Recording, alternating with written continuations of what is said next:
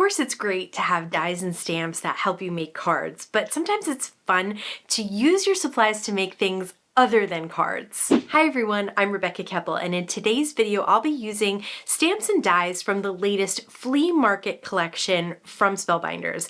And in this collection you'll find ways to make bookmarks and mini envelopes that would be a great little gift to tuck inside one of your cards. Let me show you the stamps and dies that I'll be working with today. First up, this is the Reading Matter clear stamp set in the Flea Market Finds collection designed by Kathy Holden for Spellbinders. And I love these vintage looking labels and designs. I love the bold format of the images and the different fonts that look exactly like vintage labels. Here are some ideas of the things that you can create with this collection. So you can see you can make tags, you can make mini envelopes with windows, you can make bookmarks. There's a lot of different options here and a bunch of dies in that die set. Now let's use them to make some bookmarks and mini envelopes. There are two different sizes in the mini envelopes die set, and I am starting with the larger of the two, and I'm cutting it out of Spellbinders Alabaster cardstock. This is one of the windows that you can cut out of the front of the mini envelope. So I'm cutting it out on the side that has the tab at the top, the closure, and the tab at the bottom that's going to get glued closed. And I'm using stamps from the Reading Matter stamp set, and I'm placing them all over the front and back of this envelope. I want to stamp and heat emboss these images, so I want to do all of the stamping at once since I'm using the same ink. I'm using Versamark ink. First, I treat the entire envelope with anti-static powder to make sure that my embossing powder only sticks where I want it. I did stamp this twice, especially those larger images. I really want to make sure that they are completely covered with Versamark ink so that they hold on to this gold embossing powder. And then just heat set that. I love the way gold embossing powder looks after it's heat set, and on the Alabaster cardstock, it's a really pretty look. Now I'll use some Distress Oxide Kitsch Flamingo. So normally on vintage looks, you will have craft cardstock and maybe a brown ink, and I'll do that next. But for this one, I knew who I wanted to give it to, and her favorite color is pink. So I'm creating the same look, but with pink and alabaster rather than brown and craft, because I knew she would like that better. After inking those edges and around some of the stamped images, I cut the exact same envelope out of vellum, and now I'm trimming off the tab and the enclosure and the side tab off of that rectangular piece. This way I have a rectangle of vellum that fits perfectly behind that window. I'm using Thermoweb's Memory Runner XL. I've shared before that the head of that Memory Runner XL has a swivel to it so it can get around curves like this. And so I'll adhere that vellum down, and you can see it's a nice frosted window on that envelope.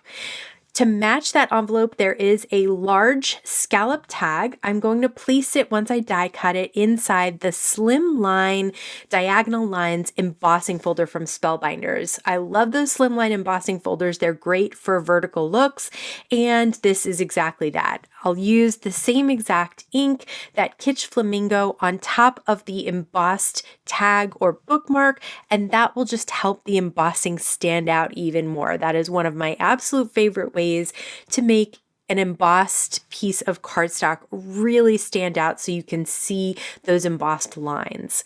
Now it's time to put the envelope together. So there are score lines. You'll just fold it in basically in half here, and I like to use a scoring tool, especially with this cardstock. It's a little thick, so you want to make sure you score those lines with a bone folder or scoring tool.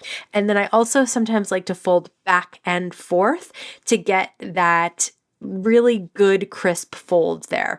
So this tab is where we want to put some adhesive right on the front of that tab. So I'm going to score that down, make sure it's nice and flat, and then we'll be able to close it up and that adhesive will hold that whole thing together.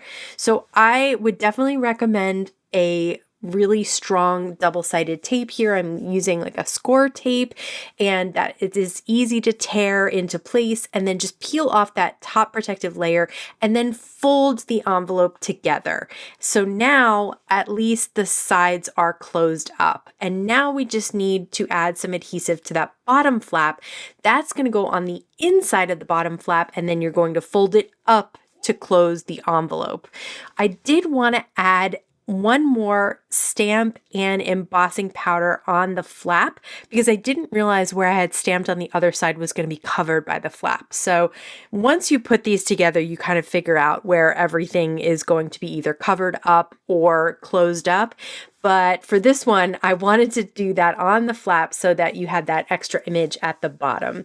Now I'm able to slide that tag or bookmark right inside and then close it up. Now there are those little circles that you can use for enclosures. There are little tags that you can use to decorate. I'm going to use one of these tabs that has a hole on each side of the tab. You just fold it in half. There is a score line for you. Then you just need to put adhesive on the inside, all over the inside, just to avoid the holes. And this time I'll use tape runner. Next time I'll use liquid adhesive. Really doesn't matter as long as it's a strong adhesive. Then place it in the center of the top of the tag or bookmark that you're creating and close it up, and that will create kind of that tab at the top. And then all you need to do is punch a hole right in the center there. And I like using this We Are Memory Keepers hole punch because it has multiple sizes of holes and it's easy to see exactly where you're supposed to punch over top of the tool. Next, I'll use some crochet thread, and I'm actually just putting a loop through the hole. Instead of doing a slip knot for this one, I did tie it so it has kind of a bunch of strands at the end. Not exactly a tassel, but close enough. I thought it was cute, and that will stick out from the book when you put it inside. I did want to decorate that bookmark a little bit, and I wanted to use that brighter pink, so I stamped and heat embossed with white embossing powder and then die cut the bookmark shape just so that I could use a piece of that on top of the bookmark. Now you can see you can tuck that inside and close it up, and in the window you'll be able to see the image of that you put on the bookmark or the tag that goes inside. For this one, I'm going to go more of a traditional vintage look. So I have a craft piece. This is the smaller envelope that I'm cutting out, and I used some Distress Oxide Lumberjack Red to stamp one of the images, and then I'm using VersaFine Black Onyx ink. You want something that can stamp on craft. So regular dye ink will sink into the craft, it will just look muddy. But the VersaFine is pigment, and the Distress Oxide has some pigment qualities and some dye ink qualities. For the Distress Oxide ink, I usually stamp 2 or 3 times to get that really vibrant image. For the VersaFine, you only need to stamp once. Just let it dry before you touch it because it will smear. This time I'm using some brown Distress Oxide ink. I'm not even sure what color is on this blending tool. It might be walnut stain. I really don't know for sure, but I'm just using whatever's on that domed foam blender at the top of the tool. Whatever was left there was plenty to ink the edges and just add a little bit of a more vintage look. It looks like aged paper that has yellowed at the corners. Again, you're just going to fold that in half, fold that tab in, that side tab in, place some score tape or heavy duty double-sided tape on the outside of that tab. And so it's not the inside of the tab, it's the outside of the tab, and then you're going to close that envelope onto that outside of the tab, right? For the bottom flap, you're going to place it on the inside of the flap and close it up against the envelope. This time I kind of figured out where to stamp, so I stamped one of those blue arrows on that tab. That looks perfect. And then something on the enclosure of the envelope as well. So I really like the way this one came together. It's a lot of fun. This is the smaller size tag or bookmark. I decided not to emboss this one, but I do want to add a little bit of ink blending to the edges before I stamp a few images on it.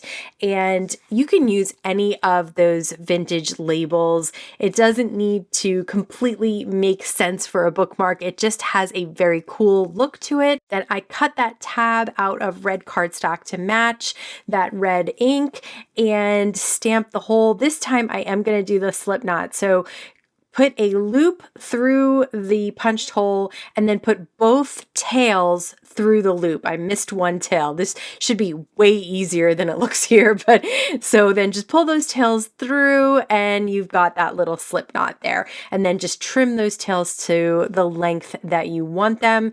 And that is a smaller, cute little tag or bookmark inside a smaller little envelope.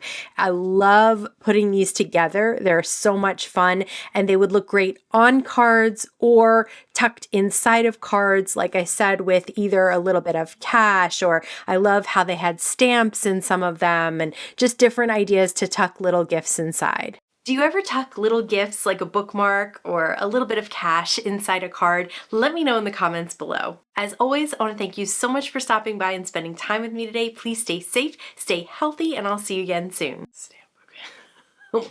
What is that? Envelope.